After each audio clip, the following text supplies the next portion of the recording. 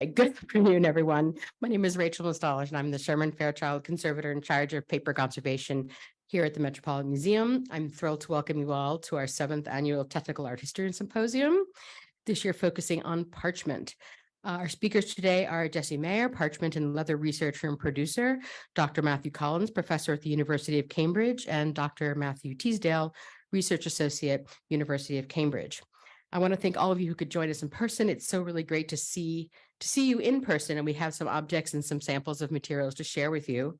And I also want to thank all of you who were able to take advantage of this technology and join us across the globe. And I will say we have 90 more people who have logged on our Zoom, coming as far as we have India and Europe and the UK and from California to Connecticut. So it is great to share it with a really wide audience.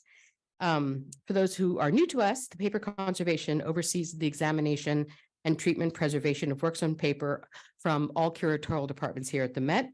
And understanding, that and what we cover in the variety of cultures and materials, you can understand why I got so excited when the keywords was associated with today's speakers, including art history, archaeology, manuscripts, ancient proteins, immunology, proteomics, leather, beeswax, veg tanning, archaeological science, cultural heritage, human evolutionary studies, genomics, lipomics, covering areas including Africa, Britain, Egypt, Sudan, Europe, the Southeast, from times from the Paleolithic all the way to post-medieval.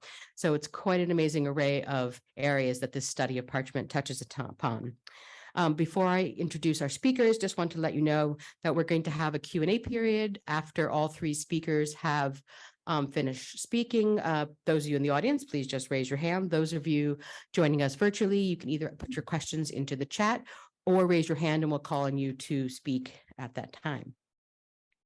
So our first speaker today is Jesse Meyer, CEO of Pergamena Artisanal Parchments and Leather. And Jesse is much more than a CEO. He descends from a long line of tanners in the Meyer family, stretching back to at least 1550 and originating in what is now some part of Germany. Throughout his youth, he worked at the family tannery, which provided the foundation for his knowledge and expertise. While working on his BFA at SUNY New Paltz, he took advantage of the materials he worked on at the tannery, experimenting with animal skins in various forms using different processes and applications. Over the course of his research, he began crossing paths with people who pointed out that the material had a long history in use throughout Europe and even farther back in the Middle East. He also learned that what was still being used for some niche applications in modern times, and there were only a handful of producers in the world. This led Jesse on a 30-year exploration and rediscovering and refining of the parchment making process. He renamed the family tannery from Richard E. Meyer and Sons to Pergamena, the Latin name for parchment, in 1991, expanding the business to include parchment and leather. During this time, he continued his research and refined his expertise. His work sits at the crossroads of many topics, including medieval studies, traditional and primitive skill technology, and modern leather manufacture, fashion, sustainable manufacturing, farming, and various sciences and fine arts. He has produced parchment to match priceless manuscripts and objects and recreated historical leathers using an array of methods from modern to traditional, creating high-end, beautiful leathers and parchments from his Hudson Valley establishment. Jesse?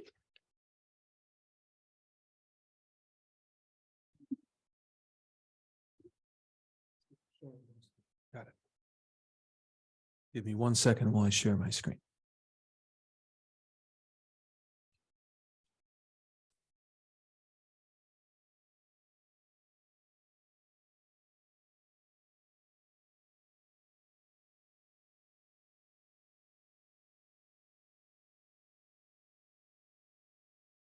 Thank you very much for the introduction, Rachel, and thank you to the Met and all the staff here for the introduction and the invitation to come speak here. It's an honor and a privilege. So I'll start by pointing out a few of the items around the room for those who cannot see out on the internet. I have a small skin stretched in the frame, as well as various examples of parchments and leathers that we have produced here for display. The small skin that I have here in this frame is an outgrowth of the Professional Academy of, no, the Proceedings of the National Academy of Sciences. I believe I got that right. It's a small skin that I stretched to try to prove or disprove the idea of how thin parchment may have been made that was used in Paris Bibles that were pretty common throughout the Middle Ages. And there was some argument at some point as to what sort of animal it may have been produced with. So whether it was a very small animal or whether it was a matter of a very young animal or a matter of the skill of the maker. And I think Matthew Collins and Matthew Teasdale and their colleagues proved that it was more the skill of the maker than the raw material itself, but they were kind enough to cite me in that work. And this skin that I have here is a squirrel skin. And it was just an attempt to see if you just took a very small animal, how much work would that take to scrape and stretch and clean, and whether you would get a usable piece of parchment out of it or whether it was, you know, a fool's errand and a waste of time. So I can attest to it being a fool's errand and a waste of time. So it's very small. You don't get a whole lot of parchment out of it. And I'm not even sure how prevalent squirrels are over in Europe. So there's a few questions there, but anyway, it made for an interesting experiment. So, and as well, I have lots of samples of the various types of parchment that we produce here, as well as some of our tools and equipment. So, which you in the room are welcome to come and examine and look at afterwards. As for the presentation, so this first slide here, this is somewhat of a joke. This was a card game that I had played with some of my friends and family, and it mentioned a tanner, of which I am one, as you hate your job and your life, and you win if you are eliminated. So it's not quite as bad as that. So although apparently I do get -2, so I'm not starting off maybe the same place as everybody else. However, it is a very dirty job. Parchment maker being very closely associated with being a tanner. Same raw material, slightly different end product, but a lot of the same process. It is very smelly. It's very dirty, and it's a lot of hard work. So that I can certainly attest to. Here is a more accurate historical depiction. This is Fritz Permeter.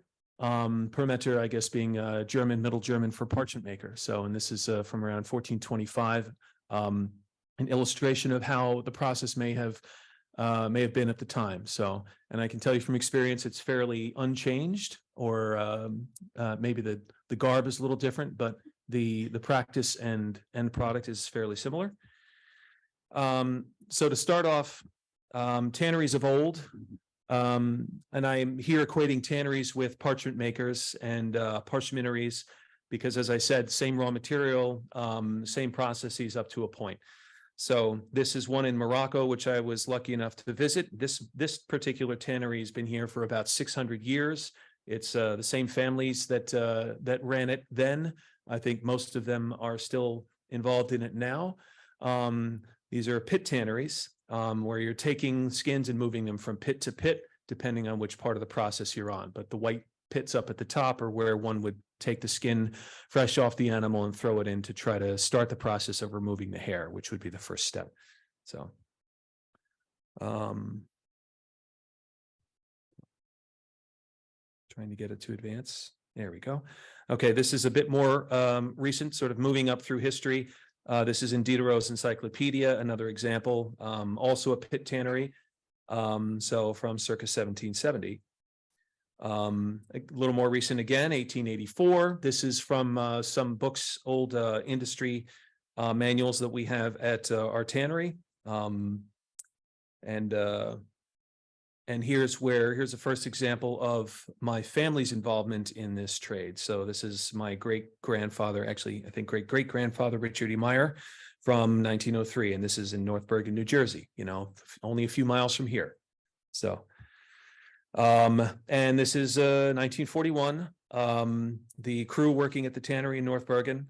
My grandfather is the taller one in the middle with the white cap on. So, and then there he is on the left-hand side, along with my brother, myself, and then my father. This was taken around 1994 or so. So And here's us again, more recent, my father, myself, and my brother on the right. And then going back, we were recently, our firm was asked to participate in a film shoot for a horror movie. And so this was my brother and my father looking particularly weary and, despairing, and, more the time period of 1900. So, but this is what the tannery looks like now, more or less. So a small building. This is our wet floor. It's a 2.5 floors worth of equipment and drums and a lot of water usage and various chemicals and obviously lots of hides. This is a much larger tannery, and I bring this up to show that what might be needed for this sort of processing. First of all, a location and a facility where they will have you, enough room, a good water supply, and as I mentioned there is regular or general rules as to how long it should or how much space one requires in order to do this work. So ours is on the very small side. So water supply also very important. These are some folks in France from probably 150 years ago, and they are basically taking their hides and fleshing them over top of a beam, and then whatever waste there is going right into the water supply. So you never want to live downstream from a tannery. So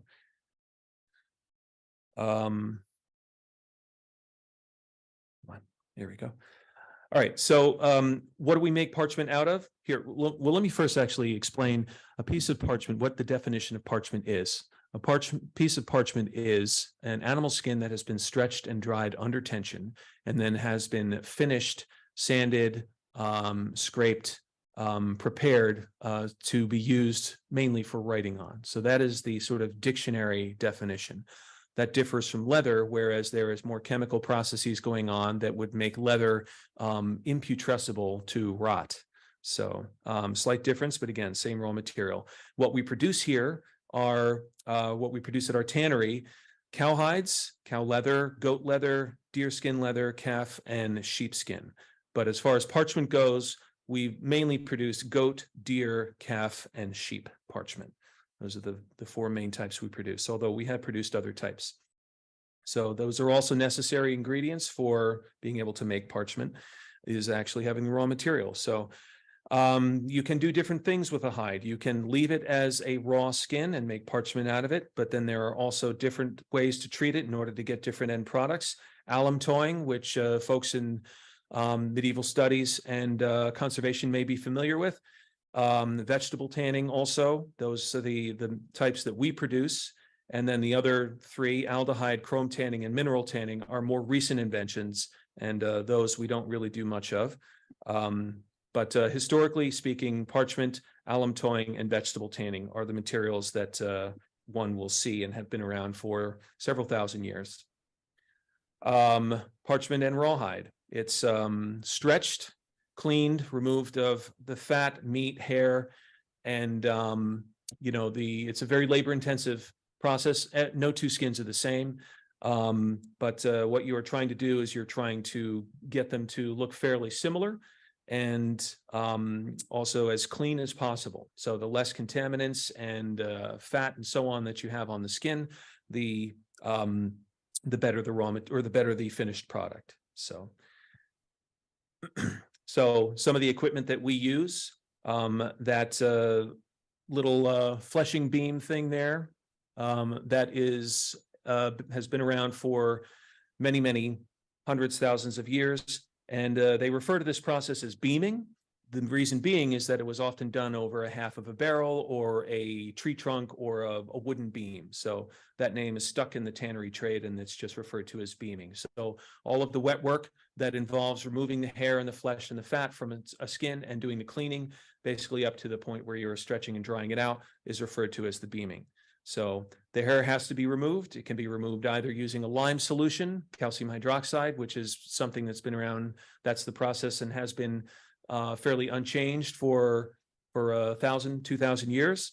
Or there's more modern processes that involve using other chemicals, sodium sulfide and sodium hydrosulfide compounds in conjunction with others, which work much faster, but they are a little more toxic and difficult to do. but that seems to be the trade-off. Industry means that things move faster, but you have to watch out for the consequences. Down on the right-hand corner there, those are two tools that we would often use, one of which is a wooden two-handled knife. That is for scraping hair off of a skin and removing excess water. The other one is a metal band knife, and that's for flipping the skin over and then shaving the flesh off the inside of the hide. So this here is an example of what it looks like coming on or off. Parchment, it starts out as an animal skin. It's a very dirty, disgusting process, but one of the things I find gratifying is that given what you start out with, a very, revolting beginning product, by the time you're done, it has been transformed into something that is gorgeous and has been used for many priceless works of art and manuscripts. So, but the first step along the process would be removing the hair. And once the hair comes off, it starts to look something more like what someone would recognize as possibly a piece of parchment. So I'll do that once more. So that's me squeegeeing the hair off. It's been sitting in lime for about 2 weeks' time. And then once that happens, the change in the pH and the dissolving of the fats and the hair roots makes it so that you can just push the hair right off if it has sat long enough. Nope, sorry, excuse me. Okay. This is the more modern process where instead of putting it over a beam, you would put it into a machine. So this is what we refer to as a fleshing machine, a modern invention, which if you were to try to remove the flesh from a skin using a fleshing beam and a knife would probably take 15 or 20 minutes if you're good at it. But here, as you can see, it happens in less than a minute or two. So it very much speeds the process up. So that's a close-up of what it looks like. It's a barber pole shaped blade that spins at very high speed and comes in contact with the surface of the skin and basically peels the meat off the inside of the skin. It's somewhat violent, very dangerous. Don't want to put your hands in there, but it does the job very, very well. So, and here are examples of once we have the skins in a drum. I mentioned pit tanning before. If you were to do it the old-fashioned way, you would put a skin in a pit and move it from pit to pit, depending on which part of the process you were doing. But in our case, the skins stay in the same place, and you cycle out whichever liquids or chemicals that you might be using. And it's basically the bath that is changed out for a new bath. So you can see it's a lot of water, very water intensive, which is why a lot of tanneries were often located next to rivers or big bodies of water.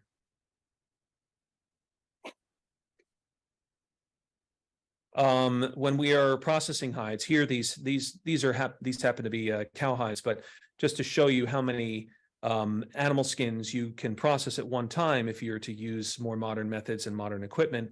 Our drums, beaming drum or tanning drum, 40 to 50 cow hides, 300 to 400 goat, 200 to 300 deer, and 200 to 300 sheep. So we can process quite a few hides, small hides, at one time. So it's mainly a matter of weight.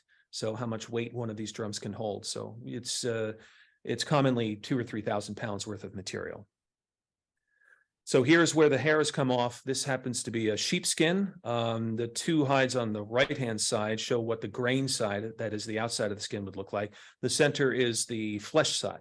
So you can see there's a lot of meaty stuff still on there. It tends to have a bluish white cast. That's due to it's being immersed in a lime bath for a lime sulfide bath, for several days. So now, if you were to try to look at it from a sort of cross-section point of view, this is what you might see. The skins are very swollen once they're in the dehairing and liming process, causes the collagen fibers within the skin to swell up. And especially in something like a sheepskin, those fibers can separate fairly easily, much more so than with other animal types. So here you can see some of those connective tissues between one part of the skin and another. So, but this is all within the interior of the skin, and it is rather swollen at this point. If you were to take this, neutralize the skin, wash it, stretch it, and dry it, you'd have something that ends up being the thickness of a few sheets of paper. But all of that body, all of those collagen fibers are compressed, shrunk down into something that's the thickness of a few sheets of paper, which gives you some idea of why it can be such a strong material. So, and here is a cross section. We're looking to remove the hair when we're working on it, as well as the epidermis. And then from the bottom side, you're looking to get rid of the flesh, any connective tissue, any fat, and what you're left with, hopefully, is just the corium. So, and here is where we would be working on hides, stretching them and drying them out if we were to make parchment out of them. You can stretch them on screens, which is kind of a more modern piece of equipment, or what was more commonly used and which we still use is a frame. The reason being is that as you can see, the skins are rather elastic. You have to scrape them and stretch them and, try to wring a lot of water out. They can bounce a lot. So it's very important that you have room behind the skin in order to be able to stretch it and scrape on it. And then you want to go around and retension the skin as you work, because as you scrape it, it will tend to loosen up. So you are scraping, stretching, shaving off bits of flesh on the inside of the skin and then retensioning the skin to make it nice and tight. So of the types that we produce, calf skin, you already saw an example of the sheep. Calf skin tends to be a very clean looking hide. If you're to compare the size of a calf to something like an adult goat or a sheep, they are almost the same size. And I point that out because a goat skin or a sheep skin can be 8 to 9 square feet in total area and can be, 8 to 12 months old. A calf skin of the same age can be maybe a week old. So if it gets too big, it's going to be too thick and completely unusable for parchment. But as a young animal, it works very well for parchment. But due to its young age, the skins are very clean, and the hair follicles and any of the structure of the skin tends to be fairly undeveloped. So you have almost non-existent grain texture and hair follicles. And you do see a lot of the wrinkles on there, which will sort of expand as the animal grows and will stretch out. And after a while, they'll be so far from each other so as to not really be noticeable. So here's a deer skin, another one of the animal types we produce parchment in. The deer skin is the only one of the animals that we work with that is a wild animal. The calf, the goat, and the sheep are all domesticated, come from farms, have been inoculated. They have their shots, they're well taken care of. Deer skin are not. Deer skin are wild animals, and the shape of the hide demonstrates that very well. They can have a lot of tick bites, a lot of cuts and scratches. The upper right-hand corner shows you that is a deer that was shot with an arrow, bow and arrow, and healed up after it was shot, missed its vital organs, went right in one side and out the other, and healed to die another day. So they don't live a very charmed life. So, but because of that, there's a lot of character on the hides. There's a lot of scratches and cuts, and they can look fairly rough, but also fairly beautiful, depending on how you look at it. There's an example, some of the stains and markings that you might see on a deer skin. Some of that is natural from when the animal was alive. Other coloration and markings are due to possibly mold and bacterial colonization after the hide had been taken off the animal and during storage. So goat skin, we handle a lot of this, parchment and leather. The one on the right is the parchment portion. I forgot to point out that if, for purposes of, say, manuscript or book conservation and restoration, something like calf would be something you would see as a manuscript page fairly often, mainly throughout Central Europe, Central and possibly Northern Europe. Southern Europe and around the Mediterranean, one's more likely to see goat. And in maybe the British Isles, you might see a lot of sheep. So, but each one of them has a different characteristic to it. So the goat tends to be very sturdy. very prominent grain pattern. And we often use, or you can see it for, book bindings, as well as, works very well for leather.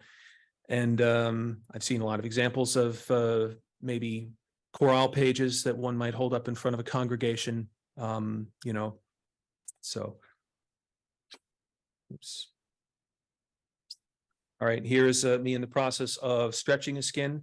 I like to describe it as, you're having to weave this skin into a frame, because another important thing to point out is that these animal skins are not meant to be flat. They're meant to be wrapped around an animal, which means it requires that you are having to sort of pull and stretch in several directions at once. So sometimes it cross purposes to each other. So in some ways, you're weaving it into the frame as you stretch it in order to get it flat. So we usually stretch them with the rear legs and the tail facing up and the neck facing directly down.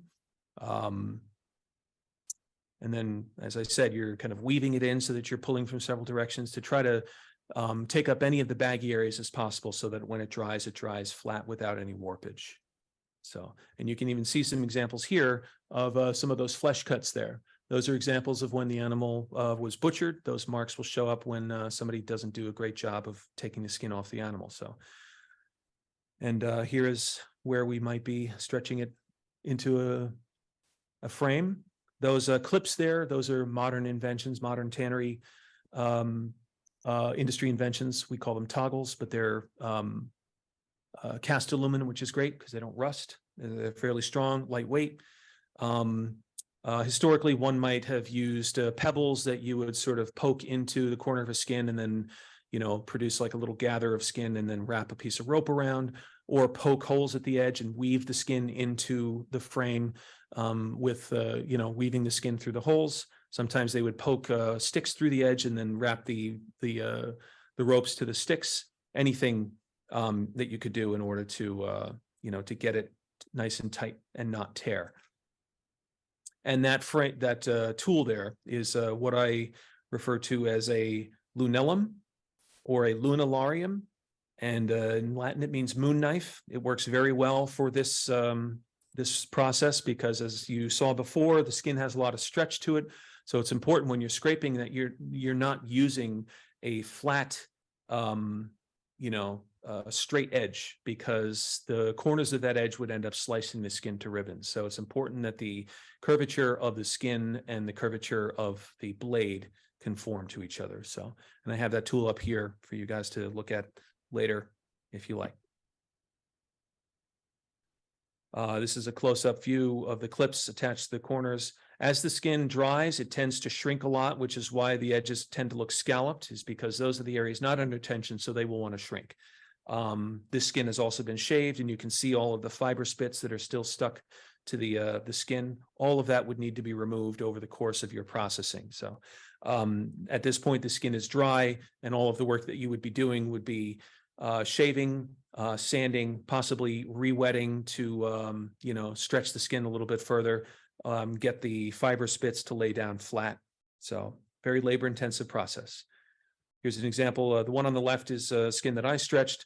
The one on the right is an example, a gentleman named Sean Winslow, who several years ago I met and had done a Fulbright grant in Ethiopia. And over in Ethiopia, they actually still have a parchment making tradition that's very much in operation. Their methods might be considered crude by some standards, but they have been at it for several hundreds of years. Thousands of years, probably, maybe 1,500, 2,000 years. And they still make books out of it. Here it is lashed into a frame, and that helps to keep it dry and flat, make it dry flat. This is me sanding a skin in order to try to remove any of the flesh and tissue from the inside of the skin. Whereas if you were elsewhere, necessity being the mother of invention, you might use a rock and then put the skin on a flat plane, throw some sand on it, and then use the rock to sand and grind and remove any tissue that way. So here's an example. It's fairly well-known picture of a transaction going on where somebody's making parchment and then offering it to a scribe. I would like to point out, you can see the frame in the background there with the stretched skin as well as the knife. And then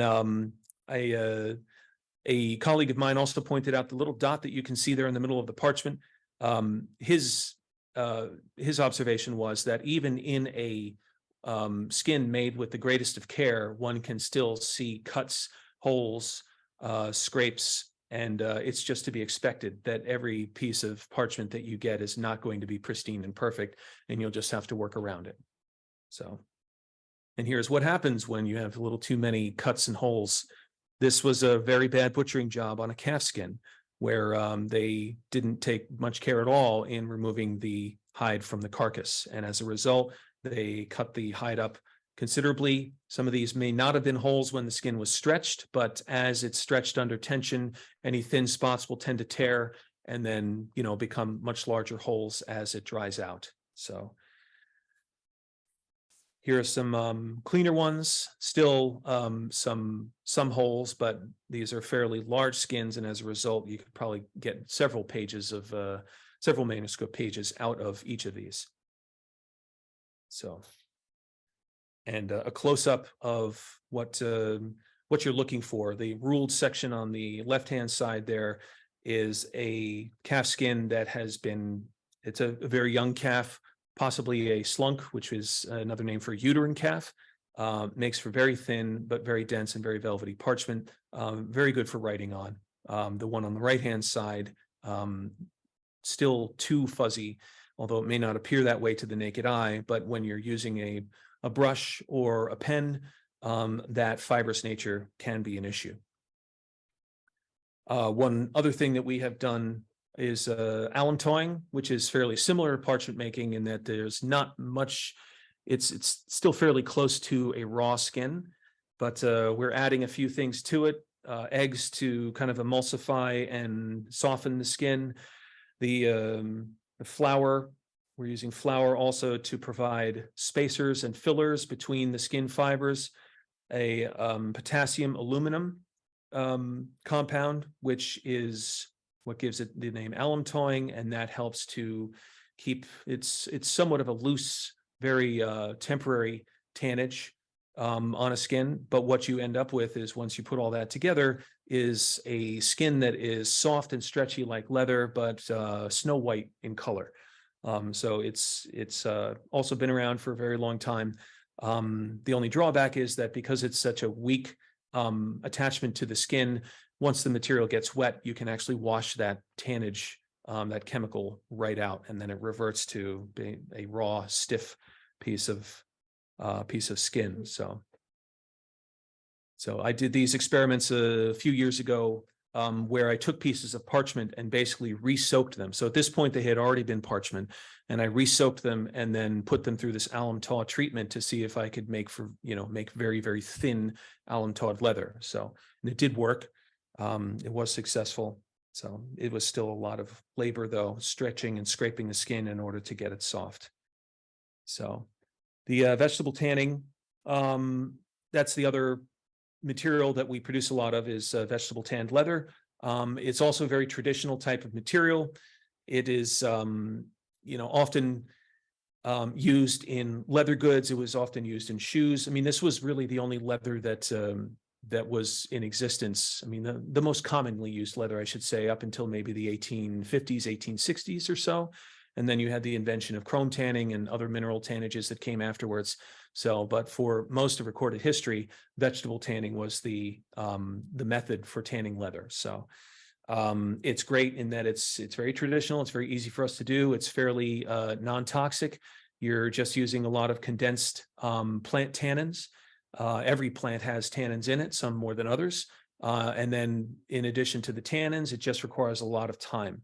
The tannins take a very long time to penetrate in and to do their work. So whereas it's fairly natural and non-toxic, it does take many weeks, sometimes months, or maybe even a year or two in order for the leather to tan completely through. So, And then these are the types of tannins that one can use. If you were, I think the most important thing is if you were looking to make an archival leather, something that would withstand the test of time and not break down, you were looking for pyrogallol, which would be something like chestnut, sumac, tara, white oak, as opposed to quebracho, mimosa, and some of those others. For our purposes, when we are tanning leather, we are often using, for small hides, we're using chestnut tannin, which is imported from Slovenia, since there is no chestnuts here really in the United States. If we're making larger hides, something like cowhide, we would use maybe a chestnut and mimosa combination. Mimosa coming from South Africa, quebracho is often common, that comes from South America. And a lot of these tannins are things that have been introduced with the advent of international trade, again, during the industrial era, where it made it easier to find some of these materials from much further away. And it could sometimes be very wasteful practice. This is an example, I think this is from Pennsylvania, but this is a hemlock, which was an often used plant tannin, but they would chop down the hemlock trees and then basically peel the bark off, use the bark, and then throw away the wood, which seems shame. But it was a vast resource here in the United States, especially here in the Northeast. A lot of forest, a lot of dense stands of chestnut, of oak, of hemlock, and so on. A lot of that helped give birth to a very vibrant tanning industry here in the Northeast until we cut them all down. Okay, tanning the hides all the way through is important. Here's an example. That white stripe in the center means that the hide is not tanned all the way through. So otherwise, that means it's still raw. You can try and stretch it and dry it out, and it will be stiff as a board. So other examples of our leathers. And then what one might see in terms of defects on a piece of parchment. So this is a pile of deer skins here, not very pretty looking, but every part must rest upon the sturdy foundation of the material and operation beneath it. And that would definitely be the case with parchment. If you start out with a rotten, poor quality animal skin, there's only so much you can do to turn that into a nice piece of parchment. So it's important that the material is well preserved, well butchered, and you well processed afterwards. So here are some examples. These are examples that I see often. I've been working in a tannery for 30 years. I've seen lots of examples of things that can go wrong with a piece of or with an animal hide. So halophilic bacteria, which can show up in very warm, damp, salty environments, can show up as red and then sometimes become purple spots.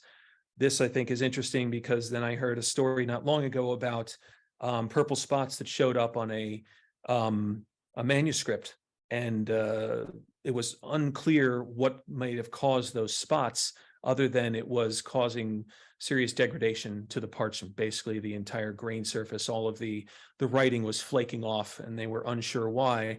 I think what they figured out was that these hides had been processed using ocean water, and then there was a large degree of salt left in the hides. Halophilic bacteria moved in and fed on the salt. Those bacteria died, and then some other type of bacteria then came in and started to feed on that, and in the process caused the parchment to basically just disintegrate. But I'd like to say that they could have come to me right away, and I would have probably saved them a good deal of money and just pointed out what that was at the beginning. So bacterial damage can show up as something like this. I've seen lots of examples of this where the hide isn't well preserved, and then the first place where bacteria can enter a skin and do damage is through the hair roots. So it will enter the skin and then start to eat away at the roots of the hair, causing what we call hair slip. That's a sure sign that the hide quality is bad and that you need to work on them right away or get rid of them. And then teenage goat with a really bad case of acne. So those tend to show up a lot on animal skins. They produce a lot of grease. That grease has to go somewhere. So in the case of this poor goat, it ended up on the hide. Here's a goat that had been operated on and then was stitched up afterwards. So we do come across that as well. Examples of iron stains. These are likely from nails on a pallet, and show up when the pH is too high and it reacts with the iron. Can leave big spots like that. buckshot. Somebody didn't like this particular goat, decided to teach it a lesson. Buckshot embedded in the skin came out later on. Blood stains is often a process of bad butchering where the animal wasn't properly drained after it was butchered. Normally they'll stun the animal and then bleed it so as to get all the blood out of the animal while it's still alive. The heart will do all the job of getting all the messy stuff out, as gory as that may sound. If it's not done, then you'll end up with those stains on the hide. So, and then cuts and holes. You saw the one in the bottom left already, but the one on the upper right, excuse me, the upper left is an example of how those cuts can show up as the skin swells while you're working on it. You can see them, they show up in very high relief, and those will be a problem later on. So, and then here's some other examples of scars that one might come across on a piece of parchment. Again, another stitching job, Frankengoat. And then, in closing. So thank you very much.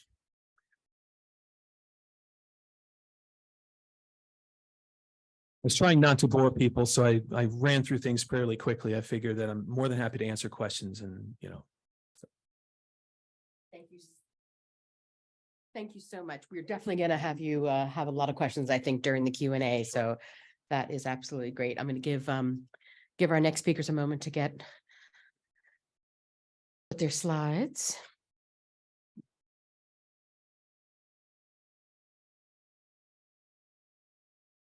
Do I need? Oh.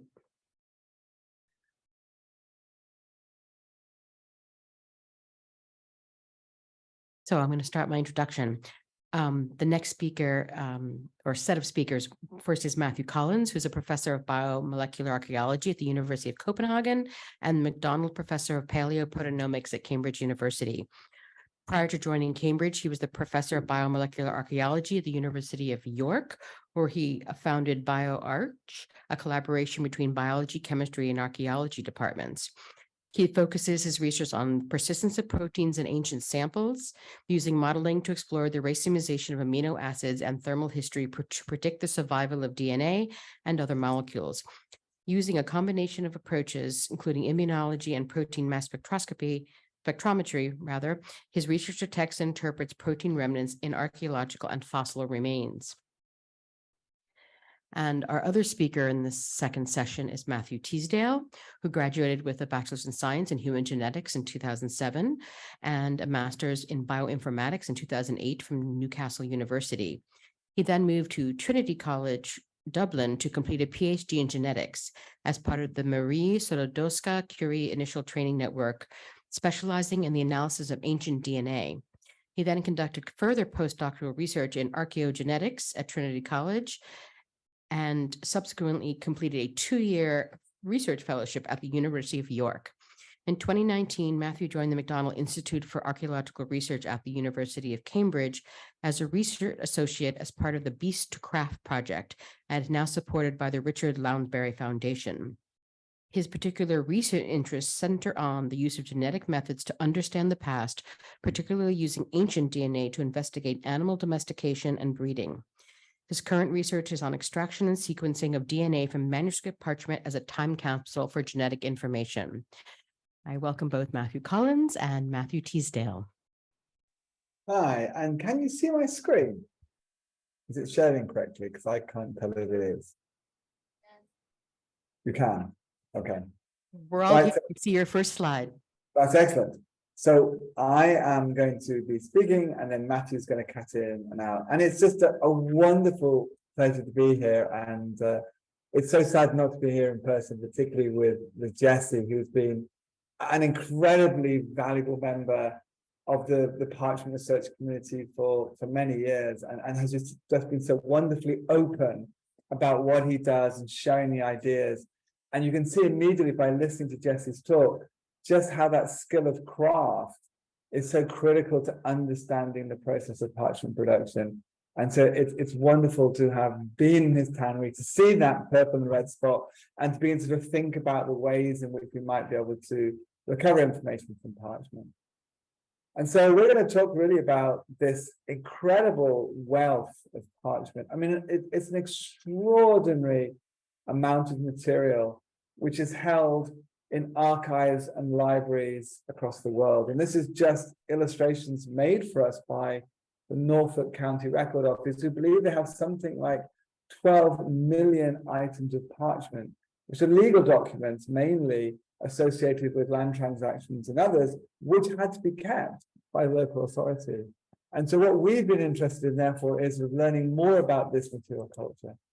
And so what we've been able to do is to explore this material in a sense as an archaeological resource, a bioarchaeological resource, leading to the concept of the term bioarchaeology.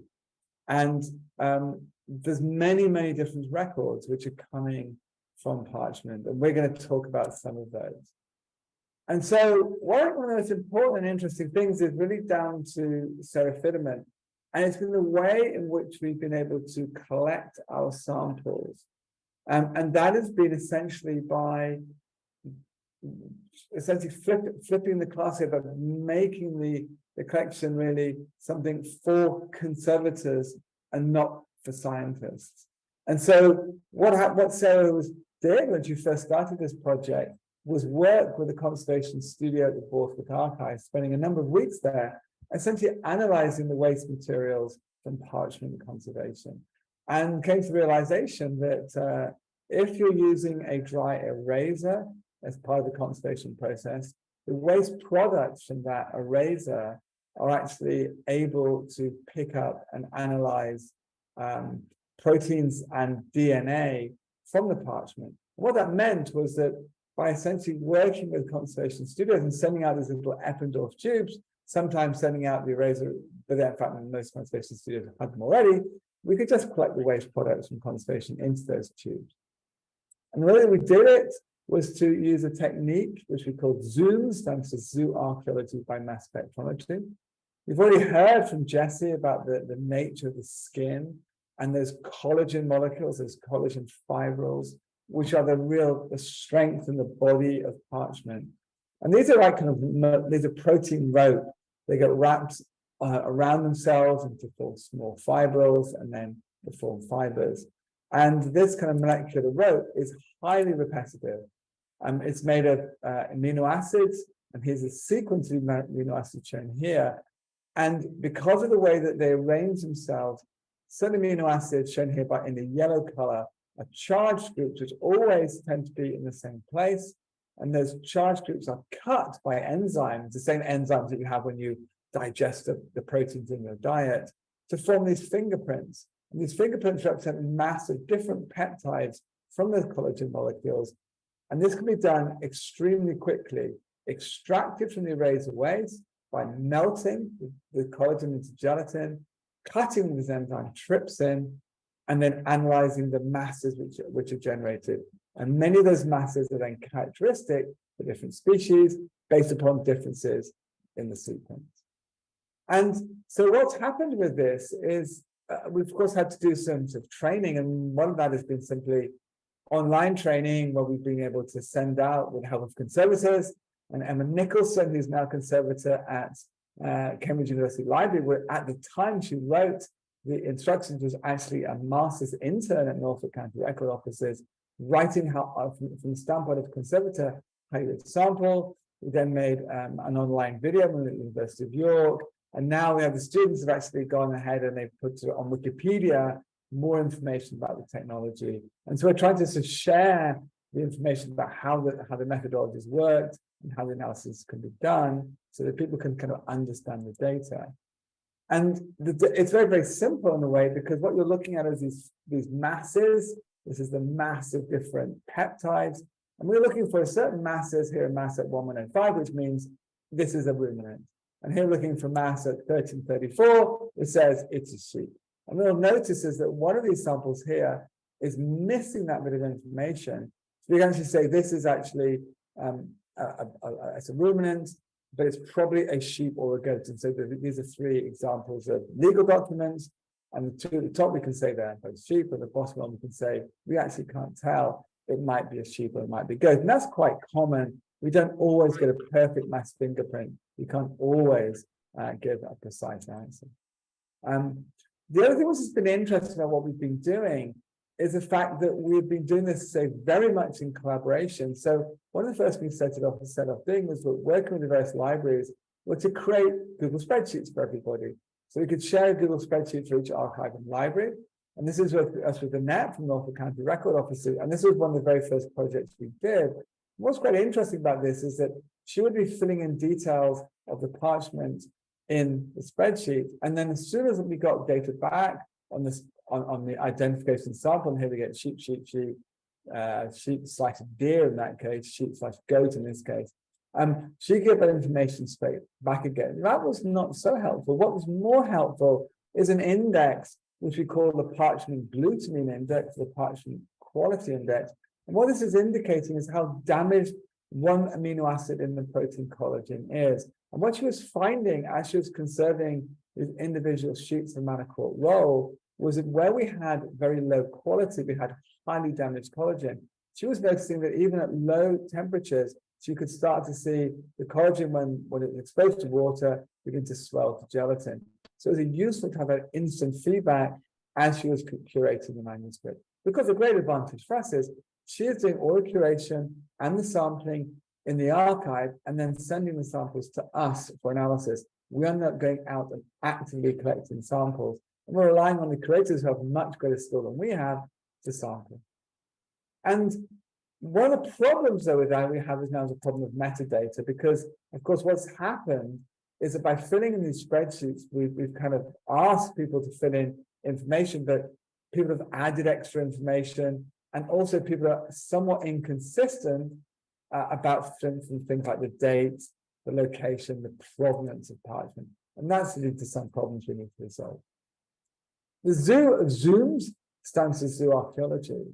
And what I think this highlights is also this unintentional archive and the richness and power of this unintentional archive. So in conventional zoo archaeology, you'll find animal remains, like this is actually a fish remain, but then you'll compare them with a set of reference samples shown here, and you'll try and identify the bone element to the reference sample. This is an example of data where that was done. This is analyzing a whole series of archaeological sites in Christian contexts in Spain between the 5th and 16th century. Over 37 archaeological sites, analyzing these bone remains, and then looking at the fractional proportion of different species. What we can see here, there's some cattle, and then there's sheep goat.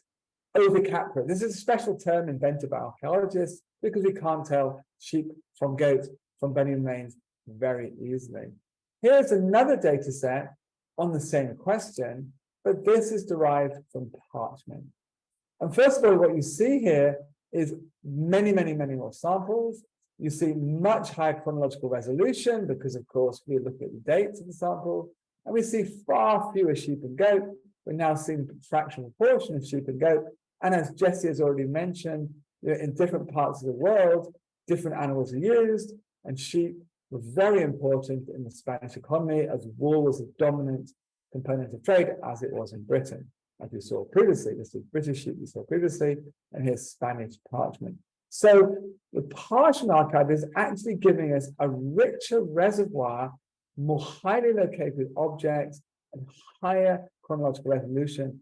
All of this collected in a project by a PhD student compared to the 34 archaeological sites that we saw in the previous slide. So a really rich and powerful resource.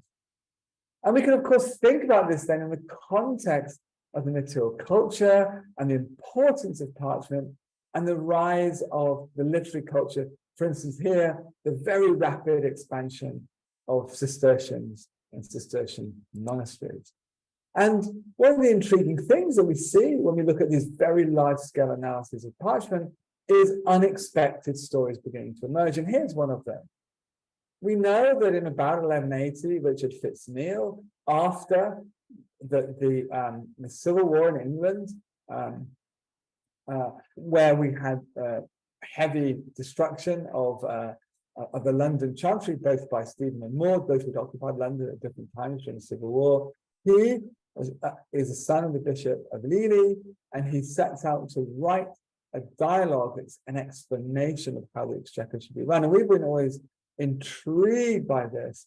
The parchment should be made of sheepskin, as sheepskin is the most useful, and it was chosen because it was difficult to make an erasure upon it without leaving a trace.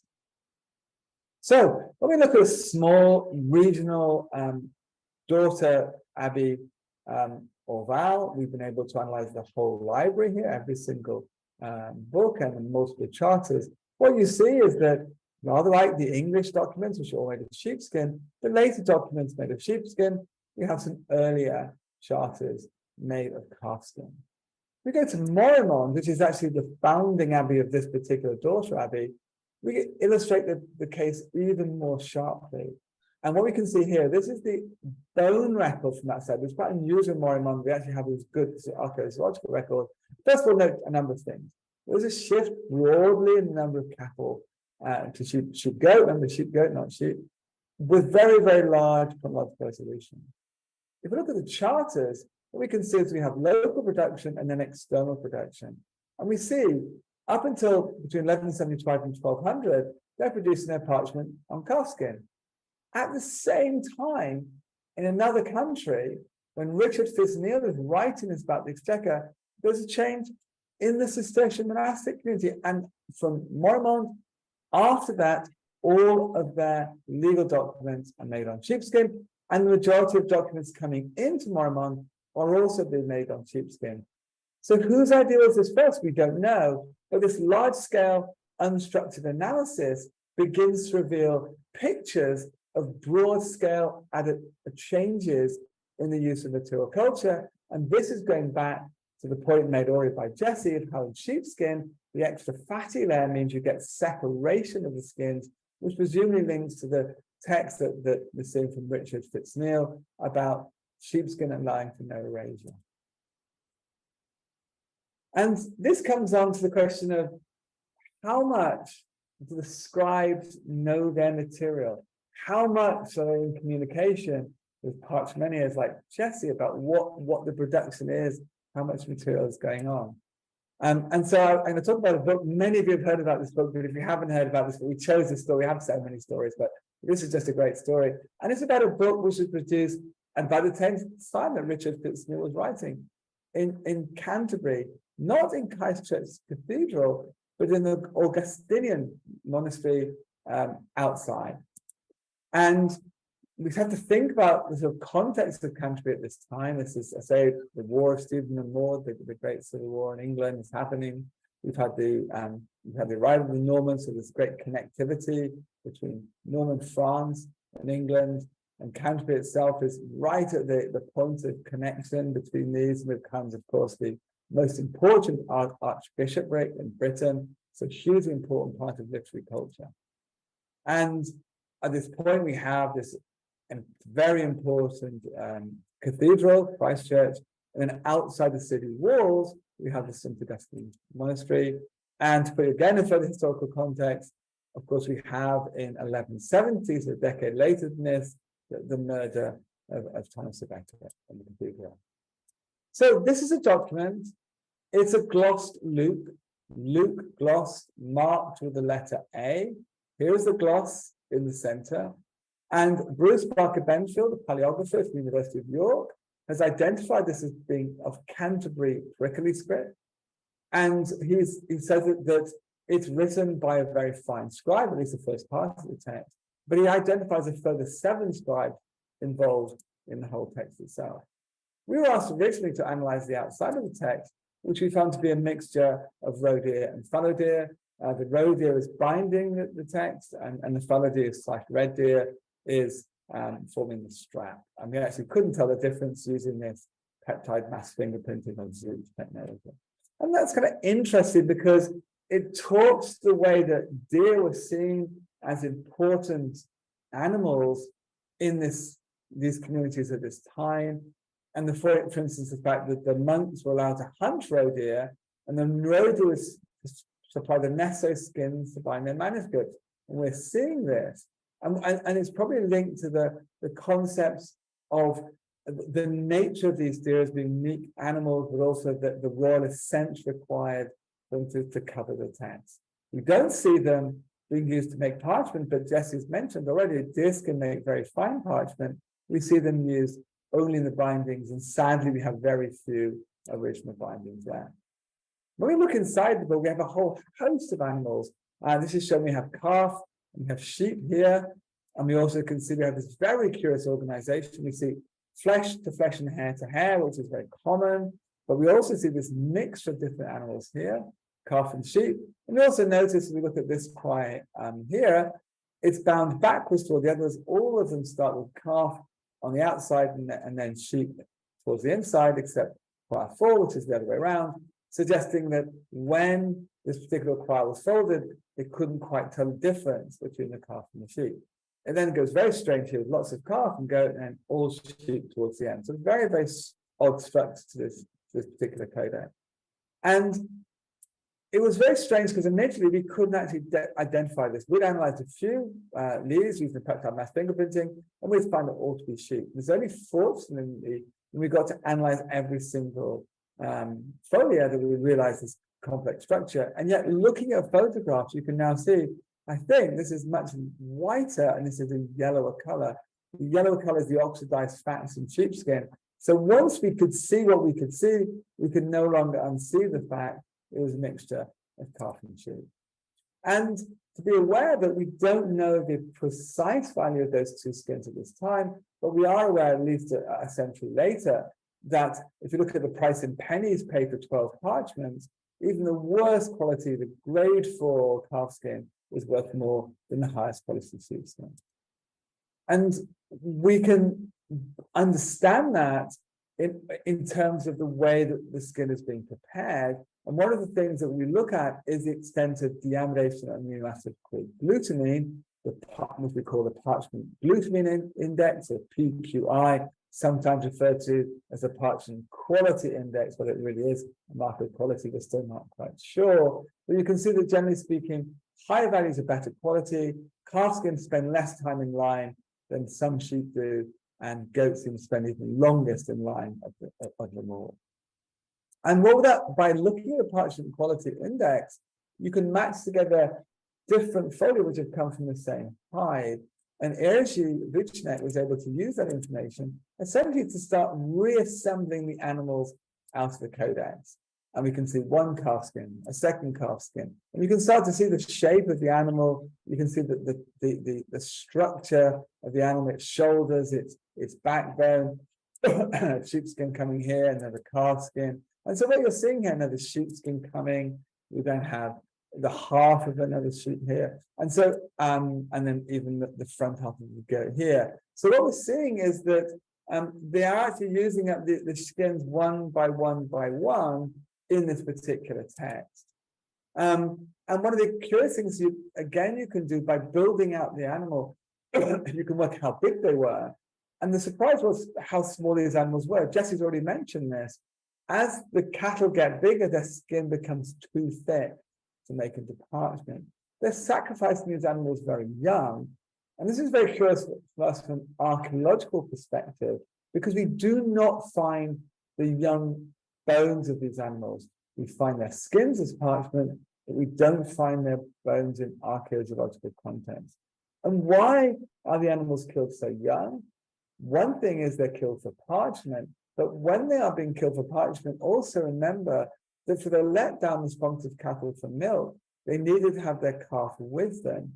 So to kill a very young calf will also probably impact on dairy production, but equally well, a young calf's stomach has rennet necessary for the production of hard cheese, and hard cheese can be eaten on those 140 days that the Royal St. Benedict said you couldn't eat meat. So what is the interplay between the slaughter of these animals and the utility of the different products that are coming from them? We don't know. If we then look in more detail, we begin to see this very strange pattern of change here. Well, we start to see many of these more valuable calf skin being used up, and then a goat skin, then back to the same original structure and finally to all sheepskin, which just seems very odd. And the goat in particular is very strange. Jesse has mentioned he works on skins of many animals, but in England, in Britain, we see very little goat. In fact, there's been recently work from North Carolina State University finding some goat skin legal documents from Scotland, but in England we see goat very rarely, and this is maybe linked to the laws around the destruction caused by goat and the costs associated with goat ownership. What we then see, which is we couldn't see, but Bruce Barker-Benfield could see, was the quality of the scribe changes. Here is one hand, and here is a second hand. And this is the central Gospel of Luke here, with a commentary on either side. And in folio 115, recto, we see the first scribe, who Bruce recognizes as a talented scribe. And then on the verso side, on the other side of this folio, we see the use of, we see another scribe, who Bruce is less talented, who makes more errors.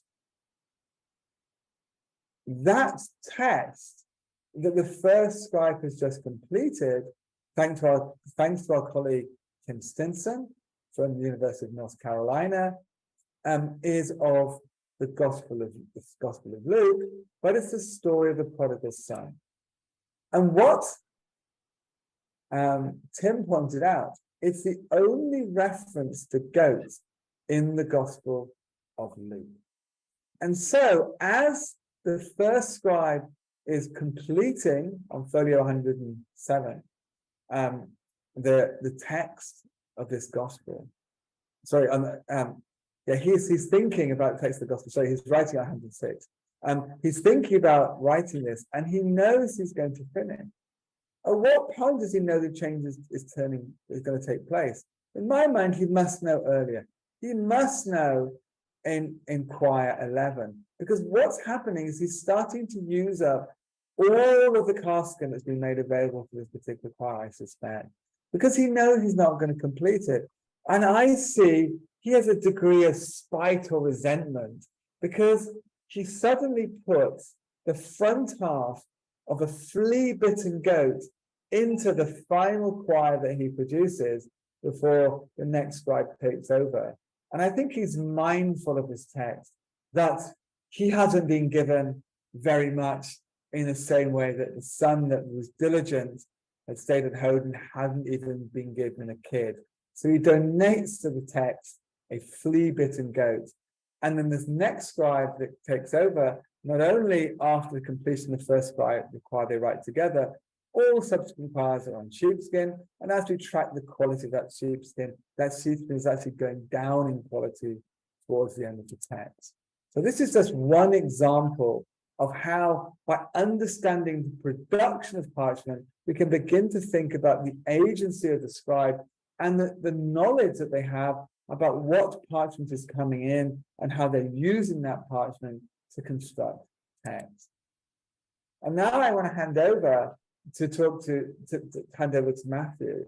And Matthew is now going to really start to think about the way in which we can use these to learn more about other information from the parchments. Matthew. Thank you, Matthew. I hope everyone can hear me. It's a privilege to be able to share some of the stories we have from this unintentional archive today. So the image on the previous slide it's just interesting. My background is in animal genetics, and it's interesting to think about if you were going to study the history of animals from their domestication to the modern day, to understand how they were affected by animal breeding and intensive agriculture. Parchment would be the ideal record. It's been taken you have samples in the UK, probably somewhere from about the 1300s reliably, all the way up to the 1800s, and it spans this time point of intense animal agriculture. And it's also interesting to think on how animals were thought of in the past. So this is a really nice example that we like to show. I think you've seen it twice already. It comes from Professor Jo Story at the University of Leicester, and she spotted this and it's a Northumbrian manuscript, so it was produced somewhere in the 7th or 8th century. in Northumberland, and you can see this eye that hasn't been, the hairs have not been removed. So it's interesting to think, is this a joke? Do people, because it nicely resembles a cow's eye. So did the person who is making the parchment or the scribe who is using the parchment leave these hairs in to sort of resemble this calf's eye? And then it makes you think, or at least when you handle these documents, as it's written in hidden hands, you are handling animal skin. It doesn't feel, it feels like a skin. It doesn't feel like paper. You understand that it's an animal skin that's been used to produce the document. So it's a really interesting way of doing animal genetics, using this past record of animal history to understand both how we got to the present day, but to try and inform how we can do animal genetics in the present day as well. So next slide, please, Matthew. So my specialty is in ancient DNA. So I take a sort of broad brush definition of ancient DNA, which is any degraded DNA obtained from specimens not deliberately preserved for genetic analysis. So if you were going to preserve something for genetic analysis, you certainly wouldn't be making parchment. Parchment has a lot of things that DNA doesn't like. We've heard previously that it's limed, it's added to water. A lot of insults happen to the DNA before it makes it into parchment, but surprisingly parchment is quite a good storage medium of DNA. So even though it's had a hard life, it's still quite a good substrate to do ancient genetics with. Next slide, please, Matthew. And ancient DNA really in the last 10 to 15 years has been revolutionized by this graph. So this is from the NIH. It's looking at how much it costs you to sequence a human genome. This has been driven by the need in medical genetics to look at a genome-wide level in disease studies. So when I started my PhD in 2008, it was still costing you $100,000 to sequence a genome. It was still an international effort to sequence, for example, the cattle genome was sequenced by a team in many countries, working together, pooling their resources to generate these genomes. When I finished my PhD in 2012, 2013, it was still about $10,000 to sequence a genome, but today it's $1,000 to sequence a human genome. And this increase in sequencing power has been generated by short read sequences, and that's perfect for the type of DNA we use. So DNA in parchment is degraded, it's broken up into little bits, and it's almost the perfect substrate for these new sequences. On the next slide, Matthew, please. So you can see this is just the sequencer, one of the sequences we used to use when I was doing my PhD in Dublin. It's about the same size as a microwave. It sits on a bench. It's sort of very similar to a microwave where you put your tray into it with your sample and then it come back the next day and you have data. On the left of this image is what sequencing looked like when the first human genome was being sequenced. It was a labor-intensive, very sort of time-consuming, very awkward way of doing DNA sequencing, and now we have the sort of the microwave version of that, where sequencing is now relatively trivial and straightforward. The interesting thing is that the actual short read sequences aren't that good or need to be supplemented for modern day medical genetics. So there's new sequencing technologies that are coming on stream now that sort of combine this short read sequencing with ones that are more useful for looking at other regions of the genome. But for what we do in archaeogenetics, it is the perfect machine. You couldn't, if you were going to dream up a sequencer for doing this kind of analysis, Illumina have made it. So it was just this nice sort of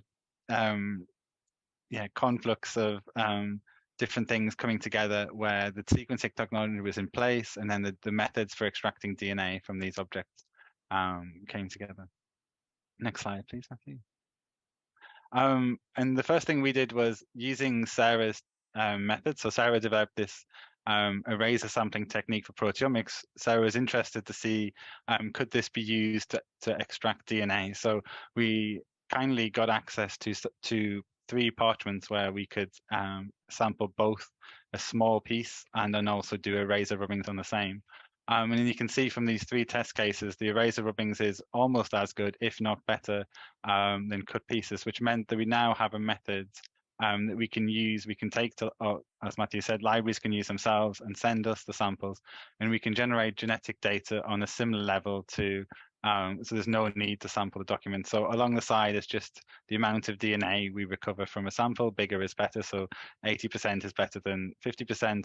And you can see in this case that our eraser rubbings are almost as good as the cut pieces. So there is no need to sample the document any other way than eraser rubbings, really, for what we do and doing our genetics. So that's, yeah, so we're really lucky that Sarah came across this technique and developed it, and then we can use it to do genomics. Next slide, please, Matt.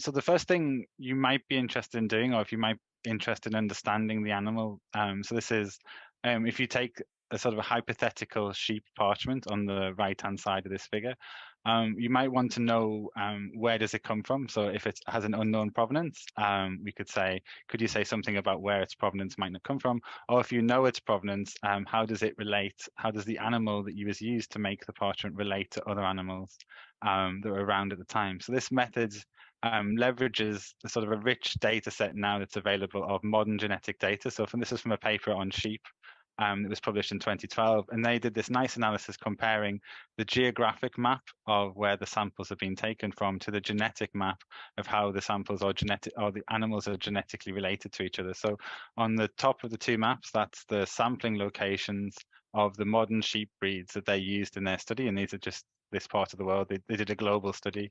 And then on the bottom is how that relates to a genetic map showing the relationship between the animal breeds. So you can see it starts at the bottom with Leicester and then goes all the way up to the Scottish Isles at the top. And you can see how that sort of closely resembles the physical map, where the animals who are on an island on the Western Isles of the north of Scotland are an isolated genetic population as well. And then what we try to do is place our parchment samples within the genetic map to try and then find their location on the physical map, or to see how they compare to animals that are in those geographic locations today. Next slide, please. So this is just it's a nice sort of pilot study and an example of what we can do. So this is two samples from the Barksdale Institute for Archives in York, one from the 17th century and one from the 18th century. And on this map, the dots, the black dots, are those modern day sheep populations that were in the previous slide. And the heat map is warmer colors, more closely resemble our parchment sample. So the 17th century parchment sample most closely resembles animals that are in the north of Scotland of today. And then in the 18th century, we see this shift to our most closest modern relative, or relationship, I suppose, is in the Midlands or Leicester period. So this, we take it, or we interpret it to suggest that during this time period in Yorkshire, we're starting to see movement of animals when breeds come into force, and there's a development of breeds in the north of England. Animals might be moved from the south of England into the north of England at this time, and are we seeing this in the genetic data? So it really shows the power of this technique combined with the dense archive of parchment documents we have today. So, for example, that you can just see on the sort of the bottom of England onto the right, there's a sort of a dot there, and that's very close to the Norfolk Record Office. So the pictures Matthew was showing previously, there is a dense collection of sheep from Norfolk that are nicely located close to modern day breeds that could be compared to. So it just shows, for me, it's if you were going to plan, as I've said previously, if you were going to plan a sampling of sheep genetics in Britain, the archives that are there today would be your choice, I suppose.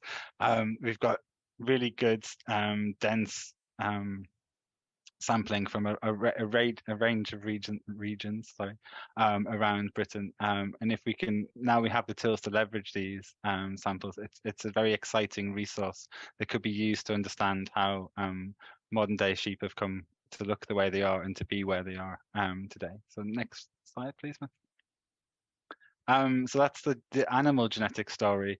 The second sort of genetic story we like to tell is that of the skin microbiome. So on the next slide, please, Matthew. This is the second cross section of skin you've seen today, but this is just to show that skin is an ecosystem. So on the surface of the skin, you can see a range of bacteria and fungus and viruses that live on the surface of skin. As Jesse was saying, they get into the pores, they can cause damage to the skin. And this is what's on your hands today. When you touch something, you leave something behind, you pick something up. It's a sort of a very dynamic process of leaving skin microbiome behind, and also picking up other things from the things you touch. And we were interested to see how does that relate to parchment. So parchment is skin, so its ecosystem matches that of the human skin, but also do you see evidence of handling? So can you see people depositing their skin microbiome onto the surface of the document as they handle it? Or is it sort of a combination of the two? So the next slide, please, Matthew. So to sort of have a look at this, we had the unique opportunity, I suppose, to study the York Gospels, both proteomically and genetically. So the York Gospels is one of the treasures of York Minster. It was probably produced around the year 1000, and then it was brought to York around 1020.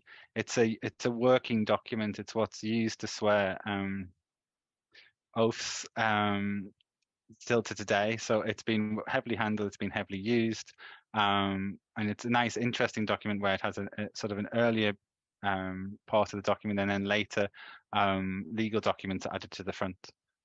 So we were looking at this, could we do both a genetic analysis, but in this case, we're talking about the microbiome analysis. On the next slide, please, Matt. So this is a bit of a busy slide, so I'll take it in parts. The PCA, or the principal, it's a principal coordinate analysis, sorry, on the right, is looking at how, if we take in the round all the bacterial species we see in samples from the York Gospels, which are the triangles, the sort of solid triangle colors, and we place them onto some modern microbiome data, which is the ovals with the more see-through ovals from different parts of the human body. So we chose mouth and nose and skin are the two sort of main ones you would expect possibly to resemble parchment if the document had been kissed, or if it's been heavily handled. And you can see nicely the York Gospels microbiome taken in general sits nicely on top of the skin signal. Skin and nose are quite similar. That could be just due to an artifact in sampling, or it could be that the nose and the skin have a similar microbiome profile at this level that we're looking at in this analysis. Which was really interesting, was you sort of see a clustering of the samples together, which you don't see in archival documents, which tend to be more broad in their distribution. So this could be that could be the microbial signature of the York Gospels. It could be that certain folio in the document more closely resemble each other than they would to another document that was housed in a similar location. So that's what we were trying to do on the right, was just to look at in the round, what does the microbial profile of a parchment document most closely resemble? And you can see it is interesting that it does look like skin. So the skin microbiome of parchment looks like skin, but we don't know. We're still trying to tease it apart. We're looking at, where does this signal come from? Is it always with parchment? Does it when the parchment's made, does it keep its microbiome and it continues on with the document, or is it an evidence of handling, or is it an evidence of storage? So we're trying to tease this apart by using both paper and parchment documents to see if we can see similarities between them or differences depending on the type of substrate. And on the left, this is just a heat map showing the most abundant species that's found on parchment. And the one, as Jesse's already highlighted, Saccharopolyspora is the one you see everywhere. This is we think, salt-loving bacteria that does degrade collagen. And it seems to be in quite high frequency in a lot of parchment. So it doesn't always give such dramatic effects. You might not see purple spotting, you might not see obvious collagen damage, but for a quite high proportion of parchment documents, it will be there on the surface of the document. And this is this paper I think Jesse was referencing as well, or a later study in the next slide. Looking at the sort of how I just think it's a really nice study looking at how microbial succession happens on parchment. So first, it could be that the salt with halophiles hits the parchment first, and then as they degrade the collagen and die off, they produce a nice substrate that other parchment and other microbes can then come onto and attack the parchment. So we have this sort of succession model where certain microbes take over after the other ones have died off. And we find evidence in the genetics of multiple species, but it is interesting to think that could this tie you back, if you're thinking about how the document was made, was salting used? Other methods of parchment reduction that don't use salt quite heavily, would they have a different microbiome to ones where salt was used in significant amounts. So it could be another way of looking at the sort of more parchment production angle. So how was the document made? Was salting used? Could you use the microbiome to have a look at the life history of the document? Next slide, please. And then this is just a final thought that I've been thinking of for quite a lot. I think Matthew and I have mentioned unintended archive quite a lot in this talk, but it's something it's starting to come up in other branches of science, I suppose, as well. So seed banks, this one in Kew, have been scouring the world collecting seeds from a range of plants. I think this case it's bananas.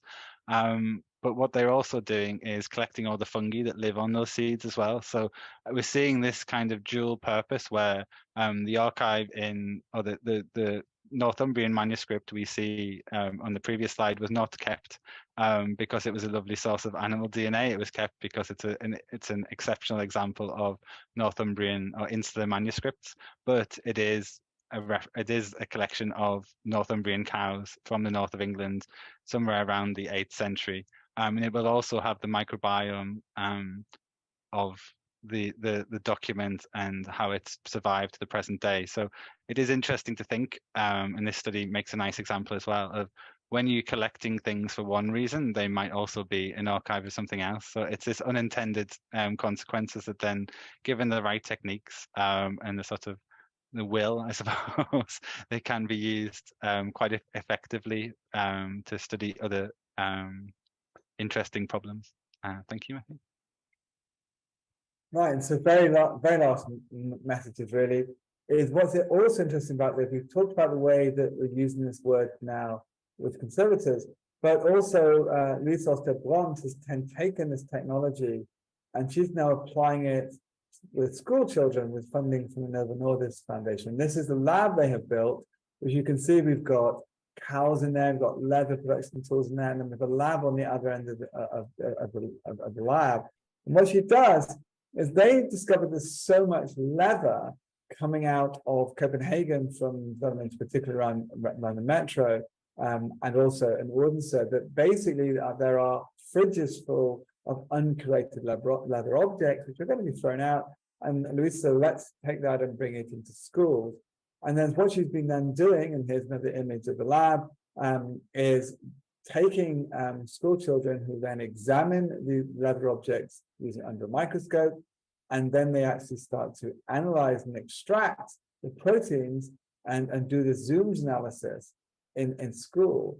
And what we're hoping is that they, by doing this combination of visual analysis of the craft and then the biochemistry, begin to actually explore this kind of interplay between art and sciences. And the school children themselves have actually generated sufficient data to produce their first research article, which is on the identification of actually horse leather at a period in time when it really should have been prohibited in Denmark.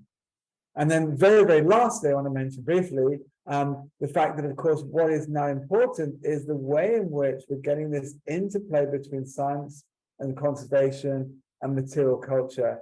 And so just to flag up the fact that locally with you very, very shortly in July, you're going to have the next of the Art Biomatters meeting, which is actually exploring the way that science and conservators can work together to address these questions. So don't forget that.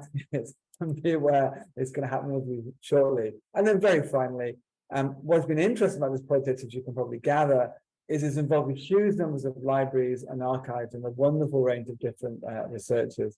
And so Matthew and I thank them all. And I think the most remarkable thing is the 63 libraries and 42 archives who have contributed to this project. Thank you.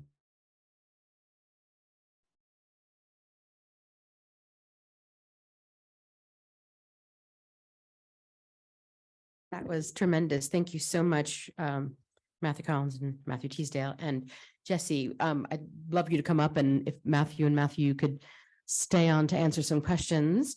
I'll open the floor up here, and Rebecca is going to be looking at the Q&A. So please, any questions to start? Well, I will start then. This is a question that has to do a little bit with something I think that you mentioned, Jesse, about the crinkles in the calf skin, does that mean it stretches more than other ones because it has that potential as getting ready to grow? Into the mic, if you don't right. mind. Sure. That is that's a good question because, right, a calf hide is relatively undeveloped compared to a goat. It does tend to be stretchier. Well, I shouldn't say that. It's more the structure of the hide is more undeveloped, I think would be a better way to say it. Honestly, a sheep is way stretchier than a calf skin, but I think that there is, the older the animal gets, the more of a nice bright line there becomes between the carcass and the hide. But the younger it is, the less defined that is, and the more it's sort of, one sort of bleeds into the other. But right, the older the animal, the more of this stark demarcation you get between the two. So, but that also means that it's much more difficult to be able to stretch and scrape and clean up a calf skin because there is a lot of intermingling of those two layers. It makes it a little more difficult to get one to completely separate from the other. So. Anyone else? Anyone on the online? No question. Oh, yes.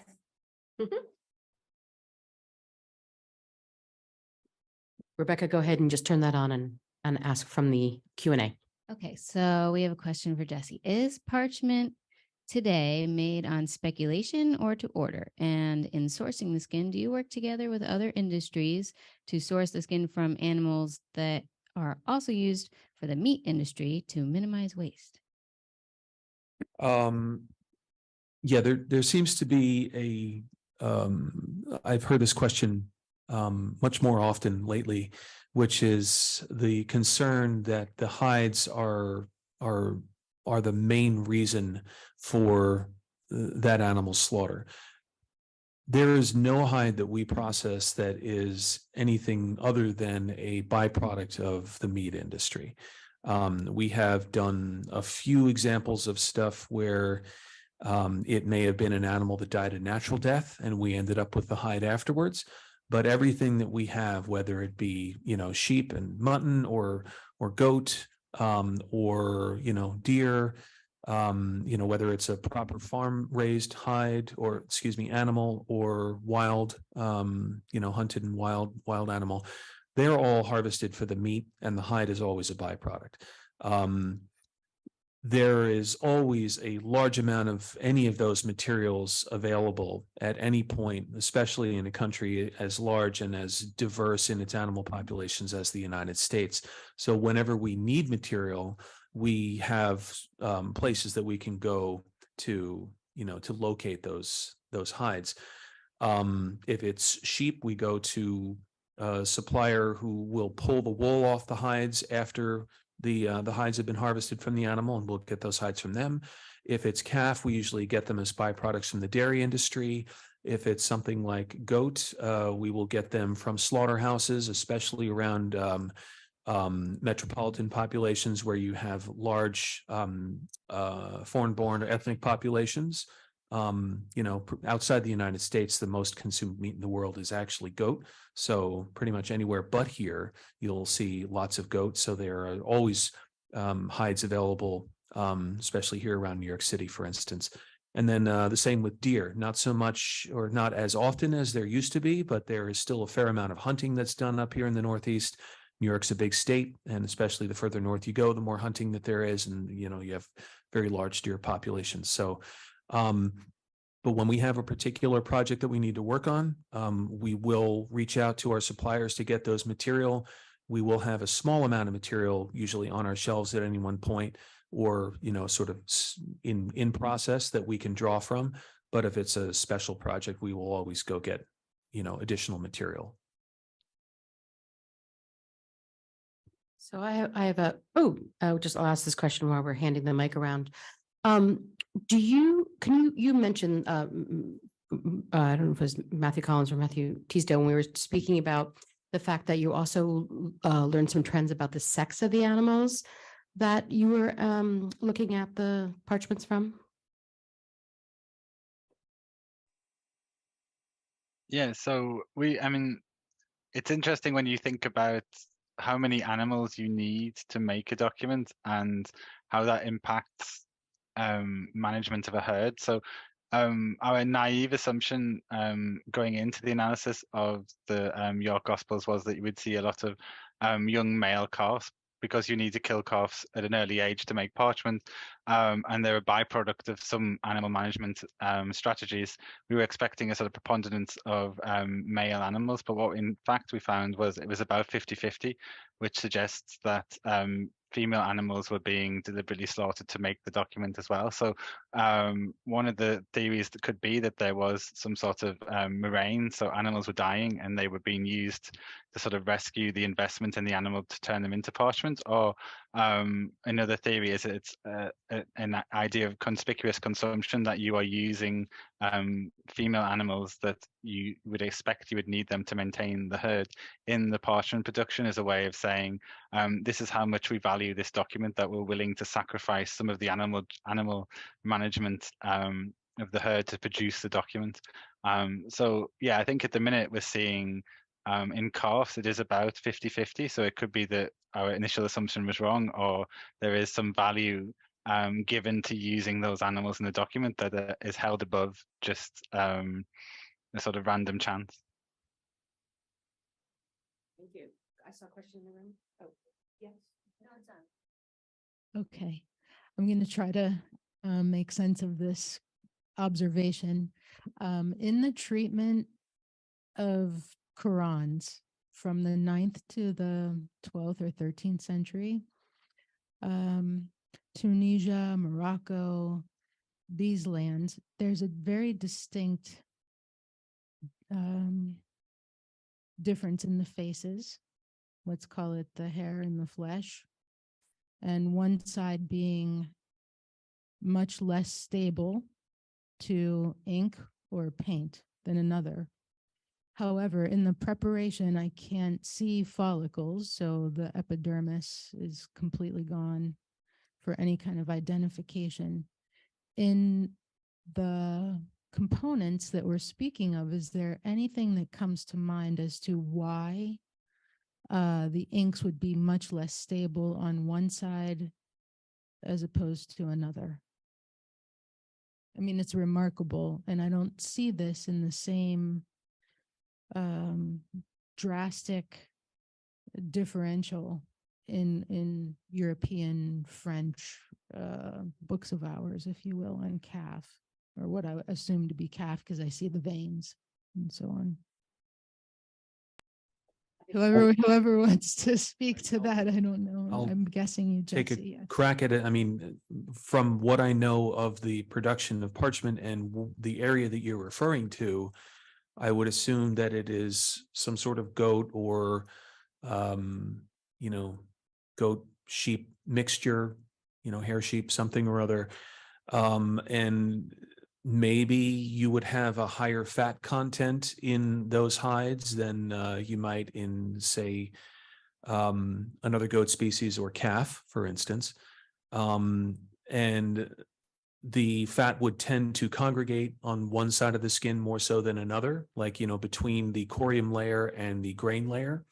And maybe that fat congregating there would impede ink absorption, which might lead to it, coming off more so on one side than another. So that's my only theory. So.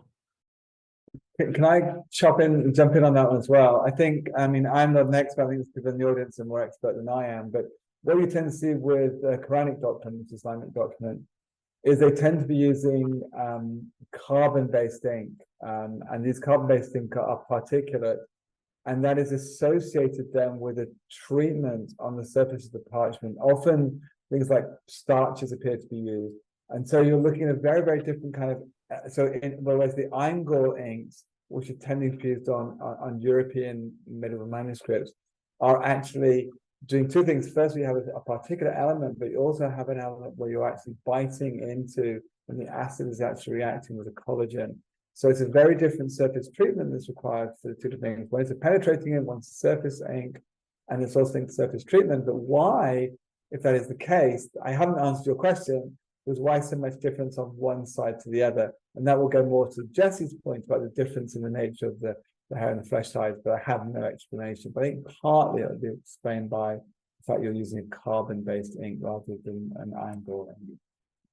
I definitely think that I'd say about 90% are mixtures of carbon and iron gall based on what I'm observing in various multispectral settings. But in addition, I'm in contrast to what, I mean, just thinking outside the box, that maybe those lipids actually contribute to the flexibility of the ink on the one side and the lack thereof on the other. I don't know, it's just a thought, but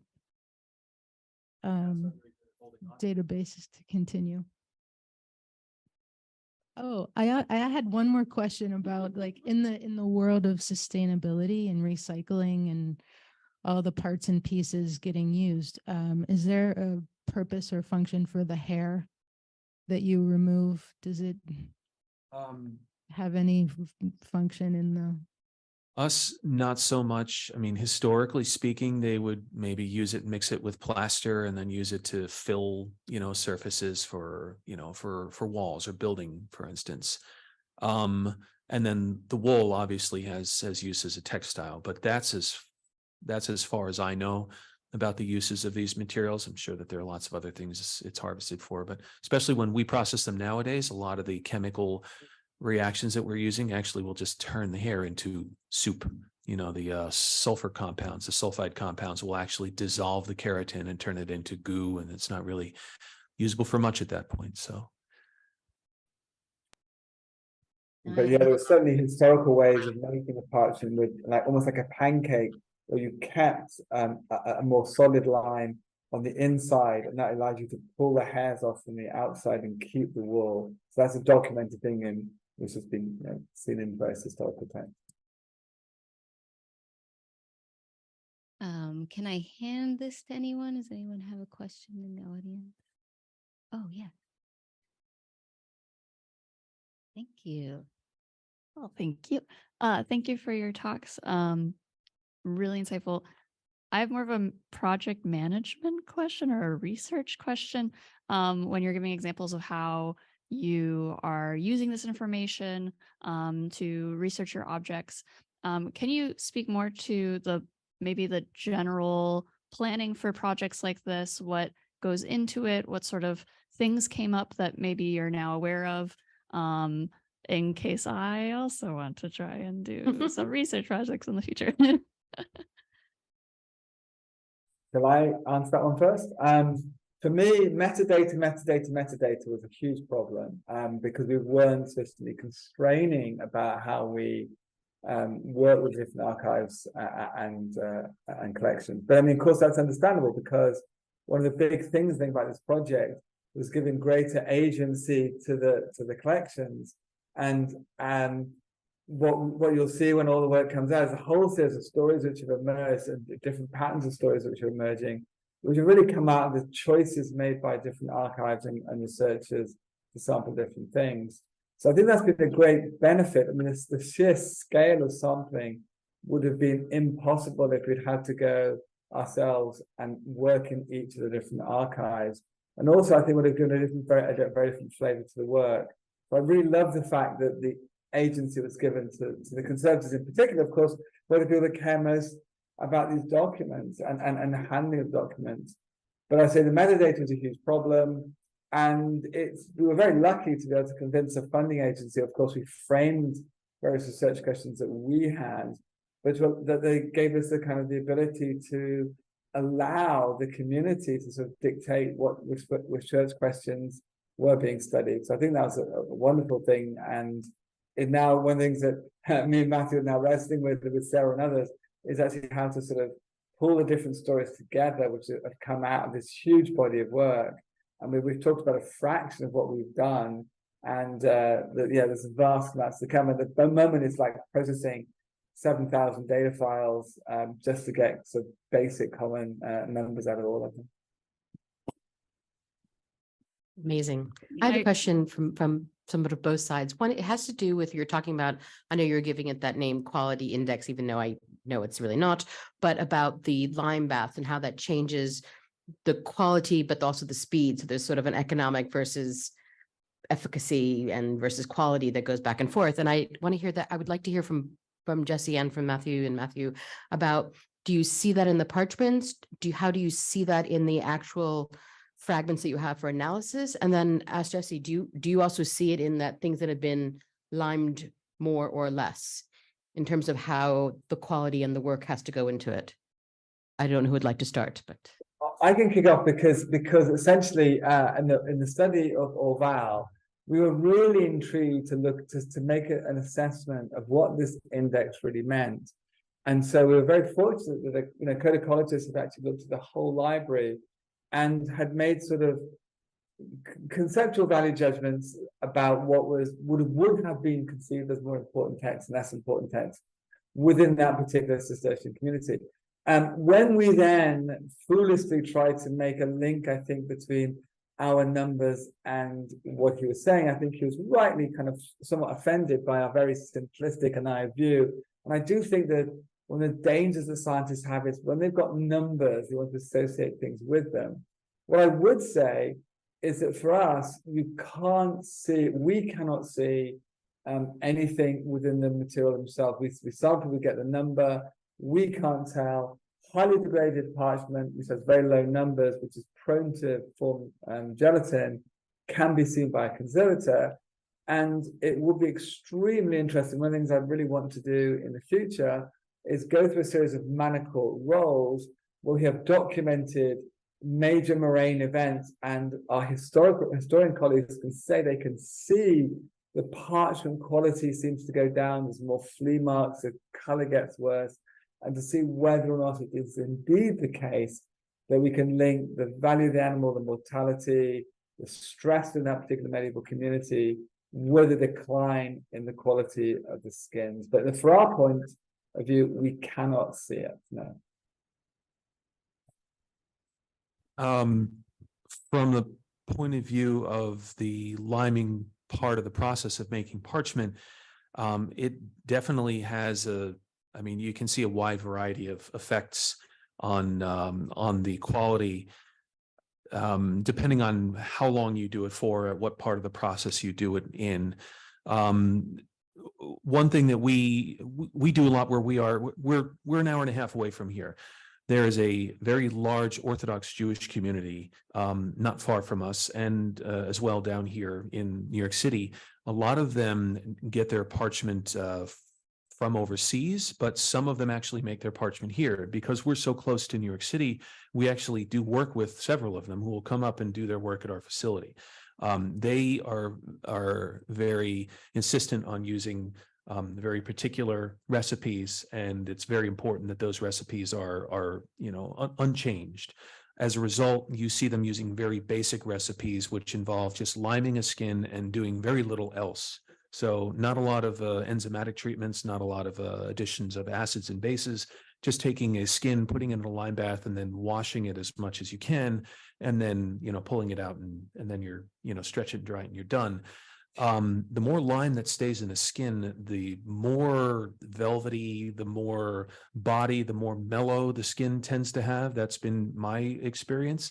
And it also makes a difference as to when you put it in the skin. Sometimes they will do the lime bath and then they'll actually use a little bit of a bleach. And then that in conjunction with the lime will make it fairly white, but it can sometimes change the color and you'll get kind of a creamy yellowy color to it. But you add too much of that and it will destroy the skin. It's very dependent on the pH. It's important that the pH not be too high.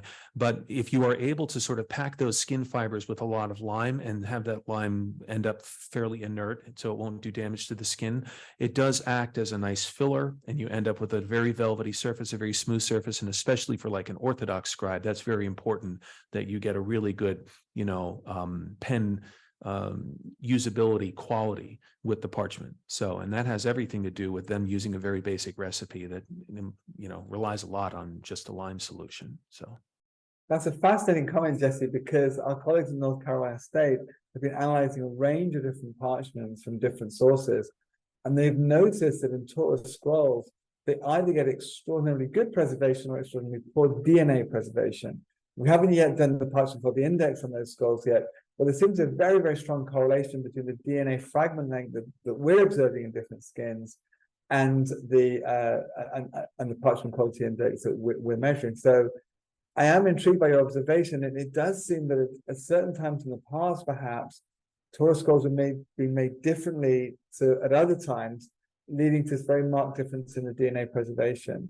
So that's fascinating what you're mentioning about the way that these are being used at the moment in Jewish communities. I've heard that as well. I mean, the folks that we deal with now, they put a lot of emphasis on the fact that they have to follow very specific rules. But I have seen in the past examples from around the Middle East and the Arabian Peninsula, for instance, of examples of scrolls that almost look like they've been tanned. So clearly not the same production methods as what is used now. But things may have changed. They may have decided to outlaw certain additions to the process at various points between then and now. All I know is that what they use now tends to make a very specific kind of parchment, which they tend to be very happy with. And the high pH of the lime, I've heard several folks say that it is helpful in sort of protecting and immunizing it against changes in, pH due to, acidic air pollutants, for instance. So. Any more questions from the floor or from our chat? I do have 2 more questions in the chat. I just wanted to prioritize folks who showed up. Okay, I'll ask these. Eliza says, thank you. This has been wonderful. I'm curious to better understand how tannins make parchment archival.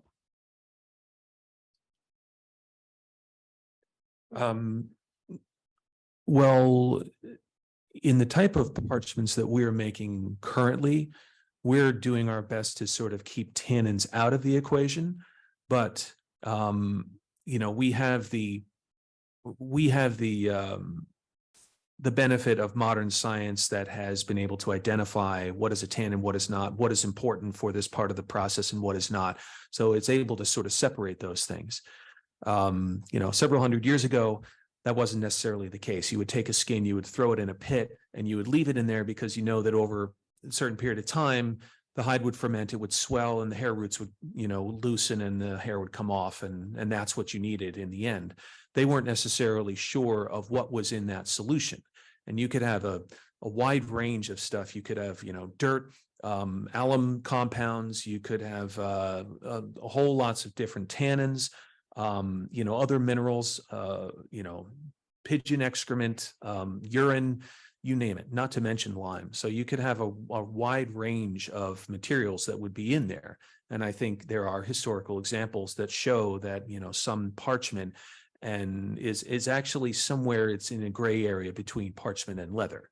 So, and, they couldn't necessarily separate those things. So it's not necessary to have tannins in parchment in order to make it archival. So from my point of view, you're trying your best to sort of keep the tannins out, because tannins could potentially lead to other complications, because those tannins may not be archival, and it could cause more deterioration in certain incidents. Great. And the last question is, are some sheep breeds more easily split than others? I'll take a crack at this. Hi, Caroline.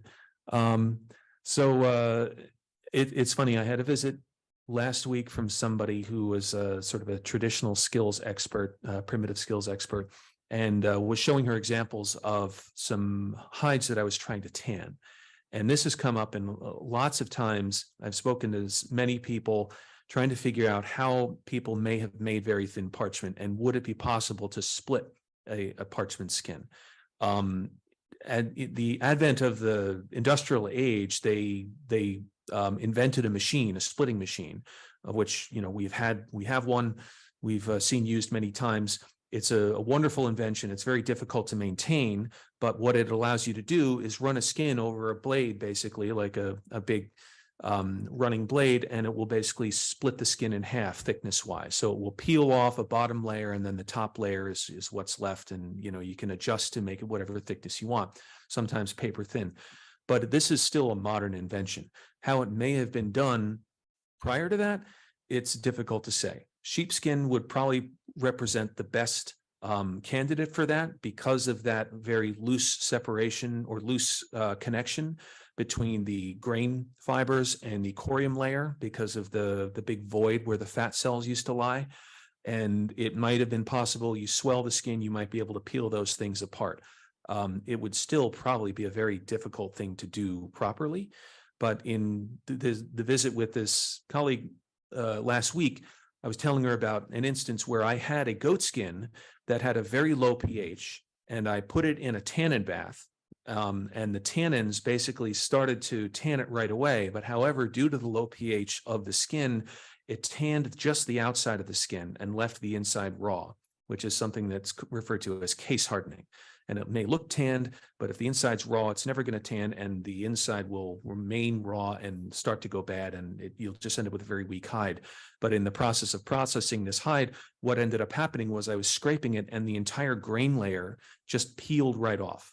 And what was left inside was just like a raw skin, very mucousy, very weak, easy to tear.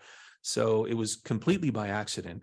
But the idea being that when you were done, I was almost able to just take this grain layer off in one piece. So, lots of things happen by accident, and then you repeat them, intentionally. So would it be possible by particular chemical treatments to be able to process this hide so that you could have those two separate? Maybe, but I know that that's a question that people always want to know, is how on earth you could separate a skin and peel those layers off and have very, very thin parchment when you're done. So, I mean, one minor thing that we've noticed is that if you look at the parchment glutamine index over time, there's a point where you see skins being much more heavily lined, and it's around the period of the Napoleonic War. So it's just at the end of the 18th century.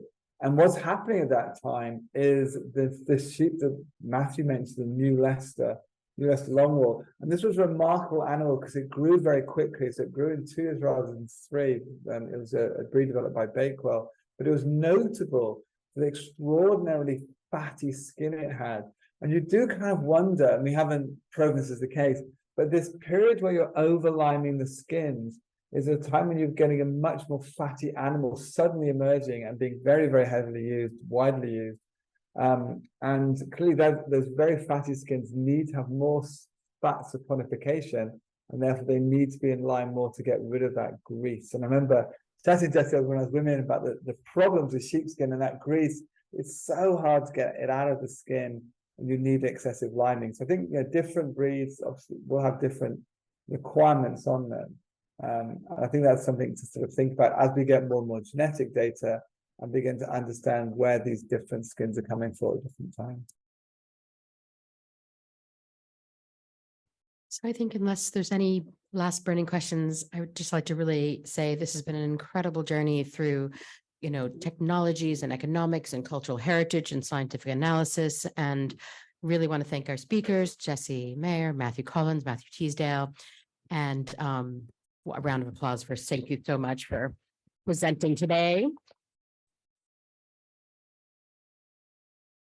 And I wish that I wish more people, I wish you were, I'm looking at you, Matthew, I wish you could come here and continue our conversations, but I'm sure there will be more time.